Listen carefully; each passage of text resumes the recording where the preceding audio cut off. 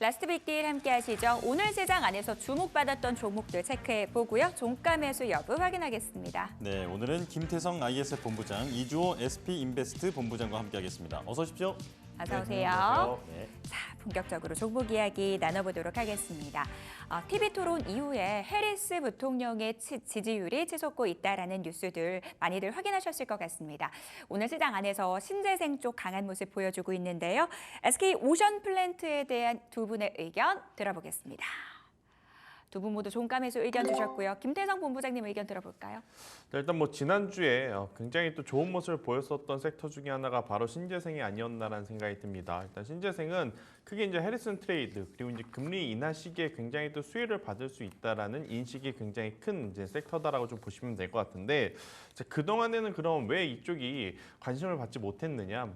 우리나라 대표적인 해상풍력 기업은 CS 베어링과 CS 윈드로 좀 뽑을 수 있거든요. 근데 이제 네. 그들 기업이 작년부터 올해 굉장히 좋지 못한 수주의 흐름 그리고 실적을 좀 보였어요. 그러니까 수주가 많이 올라오지 못했던 것은 결국에 이제 작년에 금리 인상 시기에 원자재 가격도 굉장히 오르다 보니까 굉장히 많은 어떤 투자를 하는 곳에서 해상풍력에 대한 투자가 굉장히 지연이 되거나 뭐 취소가 되거나 했었던 부분들이 많지만 올해 들어오면서 다시금 이제 수주 잔고가 이제 꽉 차 있음을 그리고 CS 윈드를 통해서 해상풍력 시장에 대한 어떤 마진율을 한 번 더 확인을 했기 때문에 저는 이쪽에 대한 관심도를 여전히 높게 잡아보셔도 괜찮다라는 생각이 들고 있고 그 중에서 이제 SK 오션플랜트 같은 경우에는 가장 이제 아킬레스건으로 좀 작용이 됐던 부분이 동아시아 쪽에 이제 매출 비중이 99.9%입니다. 그러니까 동아시아 외에 아직까지는 해외 매출 비중이 자리 잡지 못한 상황이었는데 이 동아시아 쪽에서 수주 잔고가 굉장히 늘지 못했었어요. 하지만 이제 최근에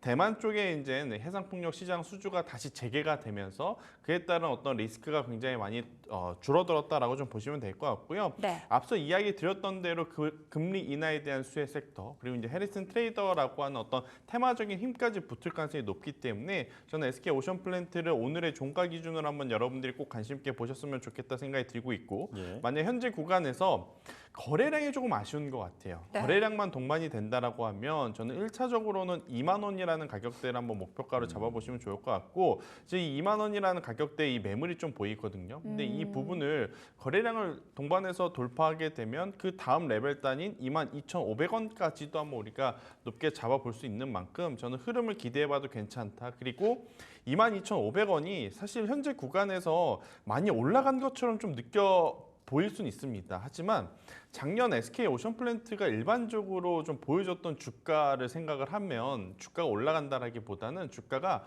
회복한다라고 보는 게 저는 맞지 않을까라는 의견 드려보도록 하겠습니다. 네, SK 오션플랜트 금리 인하 수혜 그리고 해리스 트레이드 대표적인 종목 중에 하나고 동아시아 외에 매출 확대 가능성까지 있다. 그래서 종가 매수 의견을 두 분 다 들려주셨습니다.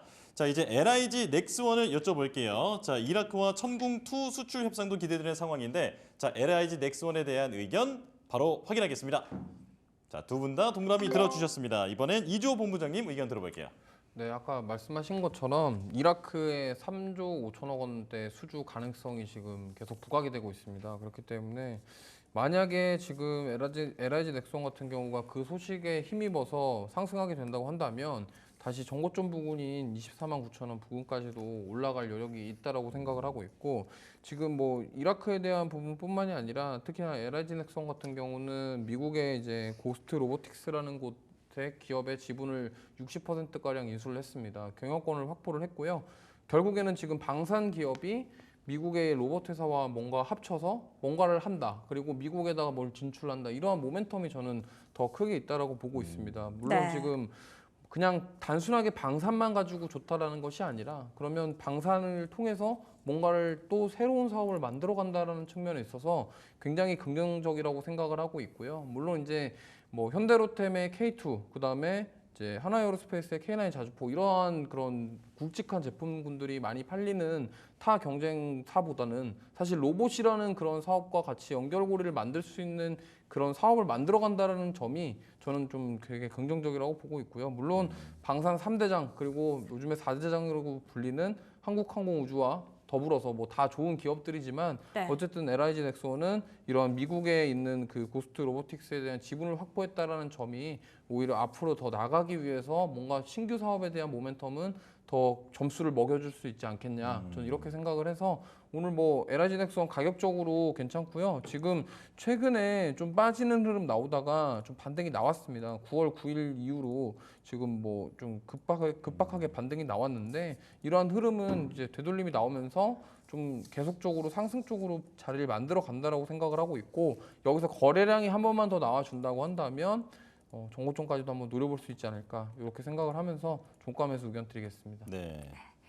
로봇이라든 미래 먹거리 확보에 성공했다라는 측면에서 이 종목 긍정적인 의견 주셨고요. LIG 넥스원 전고점 돌파도 가능하겠다라고 전략 들어봤습니다.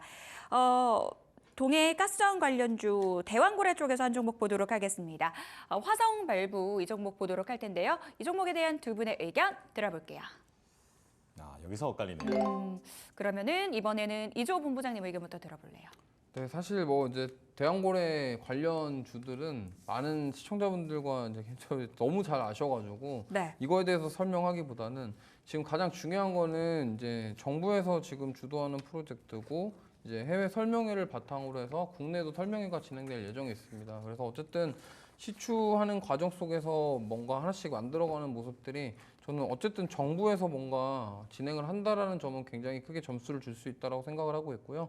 다만 주의하셔야 될 부분은 변동성이 좀 크기 때문에 이거에 있어서는 대비를 하셔야 되겠지만 만약에 제대로 된 뭔가 해외 그런 석유 기업으로부터 뭐 투자 유치를 받는다던가 그럼 제대로 뭔가 진행되는 모습이 나온다고 한다면 오히려 지금 여기서 끝나지 않을 것으로 저는 예상을 하고 있기 때문에 좀 보시면 좋을 것 같고 화성 밸브 같은 경우는 사실 이 피팅 밸브 쪽과 연결이 되어 있어서 네. 조선 쪽이랑도 또 연결고리가 있습니다. 그렇기 때문에 지금 대왕고래 프로젝트 쪽으로도 엮여 있지만 어쨌든 테마적인 성향도 있지만 조선업이라는 그런 필수 그런 소재 이런 자재라는 것도 좀 점수를 매겨줄 수가 있기 때문에 지금 그럼에도 불구하고 이러한 화성 밸브 같은 경우는 꾸준하게 우상향 해주는 모습이 나오고 있습니다. 계속 저점을 높여가고 있고 6월 달부터 좀 주가는 완벽하게 우상향하는 모습이 나와주고 있기 때문에 여기서 지금 다시 한번 돌파가 나온다고 한다면 크게 한번 상승 나올 가능성이 있다고 생각을 해서 좀 종가 매수 의견 들어보고 싶습니다.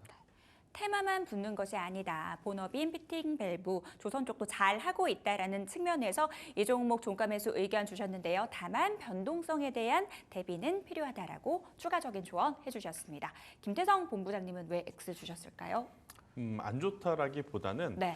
시장에 결국 이제 수급의 이동을 좀 고려를 해보면 만약 역설적이지만 오늘 시장이 안 좋았거나 SK하이닉스 혹은 삼성전자 혹은 반도체 IT가 아래 꼬리를 달지 못하고 더 밀렸으면 네. 저는 오히려 동그라미를 줬을 거예요. 근데 지금 SK하이닉스가 어찌되었든 11시 기점으로 바닥을 좀 짚고 다시 이제 주도주의 회복이 나오고 있는 상황 속에 지금 시장에서는 그러면 개별 종목을 보는 게 아니라 지금 여러분들이 화면을 보시는 게 SK하이닉스 이제 분봉인데 만약 여기서 반등이 나오지 못하고 SK하이닉스가 조금 더 처졌다면 저도 테마적인 종목을 더 공략을 했었을 것 같습니다. 그런데 이렇게 완전히 V자 반등 형태의 흐름이 나오다 보면 많은 투자자분들이 개별 테마를 좀 보시기보단 주도주의 회복력에 더 집중을 하고 보실 것 같다라는 생각이 들어서 안 좋다, 이 기업이 나쁘다 그건 아니고 수급의 어떤 제 기준에 패턴으로 좀 봤을 때는 지금은 이쪽보다는 다시 한번 반도체 회복력에 조금 더 집중을 하는 게 맞지 않을까라는 의견 한번 들어보도록 하겠고요. 예. 대신에 손절 라인을 좀 잘 지키실 수 있다면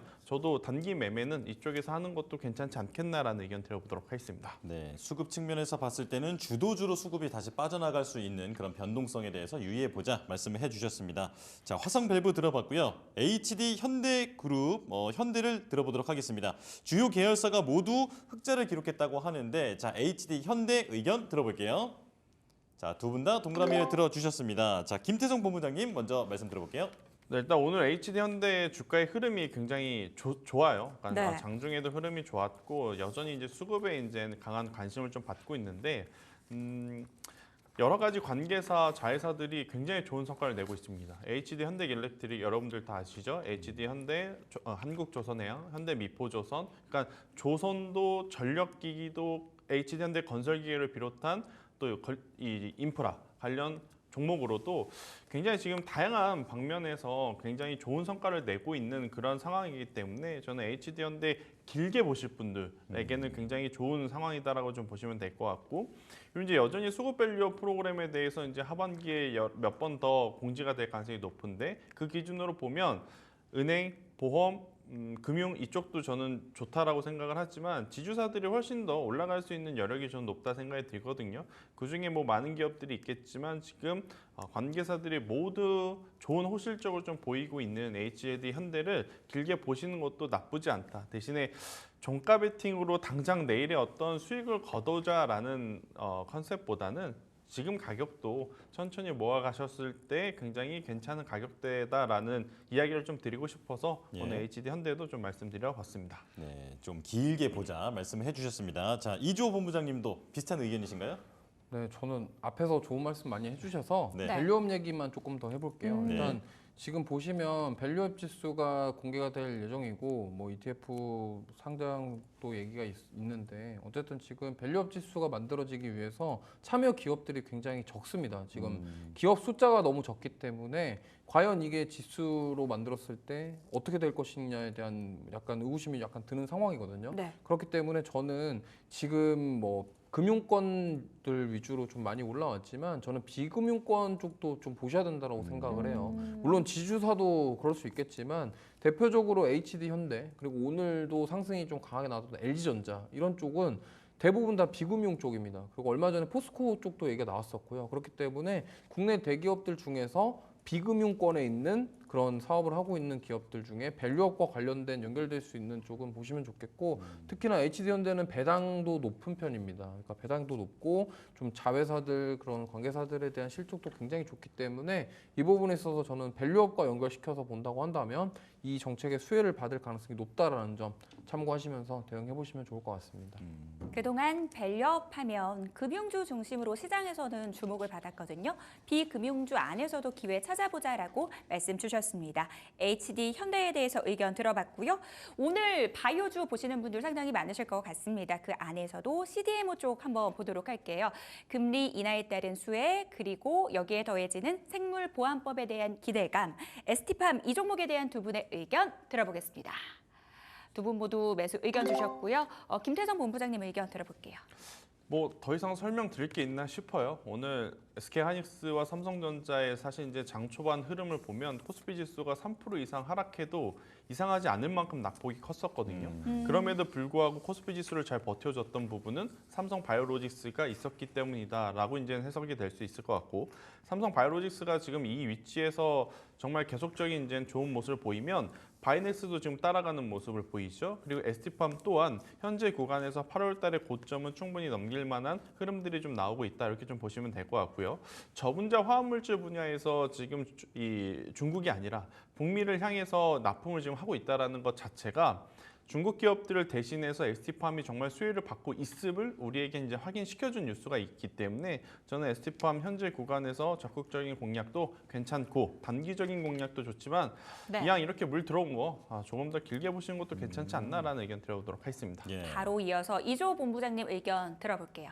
네, 역시나 생물보안법에 대한 수혜 가능성이 가장 크다라고 보시면 좋을 것 같고요. 삼성바이오로직스 같은 경우는 오늘 52주 신고가 경신했고 바이넥스도 굉장히 상승이 나와줬습니다. 그렇기 때문에 이 ST팜 같은 경우도 그에 따른 낙수효과 가능성이 굉장히 크다라고 보시면 좋겠고 지금 뭐 물론 8월 5일 이후에 좀 많이 올라왔습니다만 올라오고 나서도 지금 주가 방어가 굉장히 잘 되고 있어요. 특히나 그 조정이 나왔을 때 9월 초에 조정이 나왔을 때도 10만 원대에 살짝 이탈하는 모습이 나왔지만 가격대를 굉장히 방어를 잘해주고 있다. 그러면은 이제 하원을 통과를 했고 정말 상하원까지 통과를 하게 될 경우에는 결국에는 중국에 있던 물량을 가져온다라는 점에서 그 국내 낙수 효과가 있을 것이다라고 보고 있기 때문에 이 부분을 좀 참고하셔서 좀 지금 바이오 섹터들 굉장히 흐름 좋기 때문에 특히나 돈을 잘 벌 수 있는 판이 열려 있는 그런 기업들은 우리가 좀 보셔야 된다라는 말씀을 드리면서 종가 매수 충분히 가능하다라는 관점으로 접근해 보시면 좋을 것 같습니다. 네, ST팜에 대한 두 분의 의견까지 들어봤습니다. 저희는 마감 지보 듣고 돌아오겠습니다.